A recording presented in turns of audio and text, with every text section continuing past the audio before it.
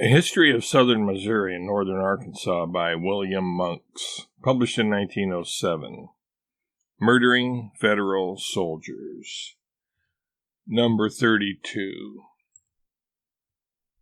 Sometime in June 1863, a rebel scout and a Federal scout had a fight about 20 miles northwest of Rolla.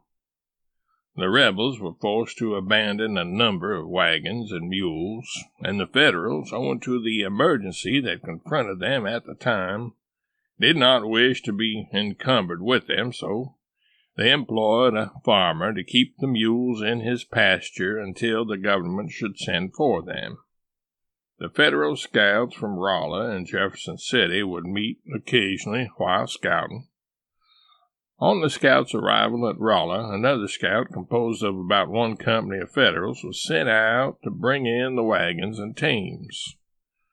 Just before reaching the place where the wagons and teams had been left, they saw a command of about 250 men, all dressed in Federal uniforms, and they at once took them to be a Federal scout from Jefferson City. On approaching each other, they passed the army salute and marched right down the Federal line.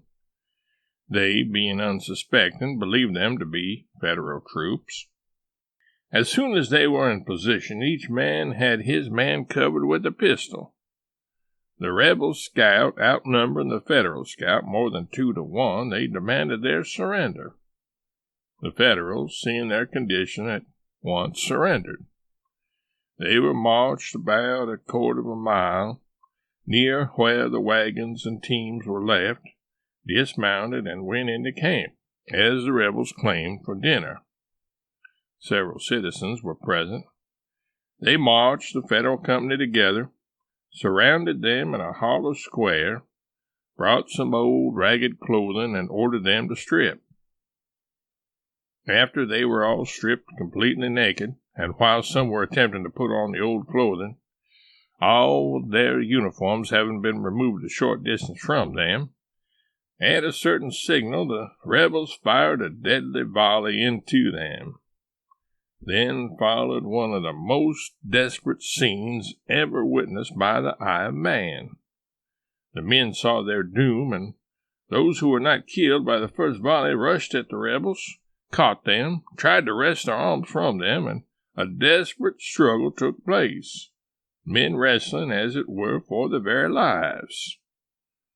A number of the Federals had their throats cut with knives.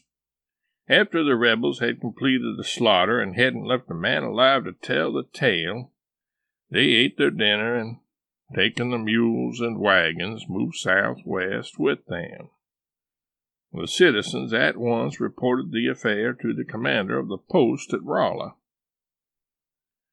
The men who were killed belonged to an Iowa regiment, and the author believes it was the 3rd Iowa, but will not be positive. A strong detail was made and sent at once to the scene of the late tragedy, with wagons and teams to bring the dead back to Rolla. On their arrival with them, it was the most horrible scene that the author ever looked upon. After they were buried, the regiment to which they belonged declared and avowed that they intended to take the same number of rebel lives. The commander, knowing their determination, and being satisfied that they would carry it into effect if the opportunity offered, transferred them to another part of the country.